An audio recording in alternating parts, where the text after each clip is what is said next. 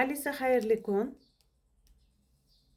Xayrli kun. Kayfiyatingiz a'lo darajada bo'lsa, bugun nimani rejalashtiryapsiz? Yoki shunchaki suhbatlashamizmi?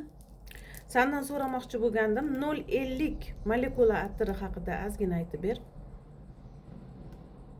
Molecula 050 bu mashhur parfyumeriya brendi tomonidan yaratilgan zamonaviy va nafis atir. U asosan ayollar uchun mo'ljallangan, lekin ba'zi erkaklar ham undan foydalanishlari mumkin. Atir yengil va tetiklantiruvchi, hidga ega, tarkibida sitrus gul va yog'och notalari bor. U ertalab yoki kechqurun, ayniqsa bahor va yoz mavsumlarida yaxshi mos keladi. Atirni toza teriga sepib, bilak, quloq orqasi yoki bo'yin sohalariga surting. Har bir insonning teri tuzilishi va hidga sezgirligi turlicha bo'lgani uchun avval kichik miqdorda sinab ko'rish tavsiya etiladi.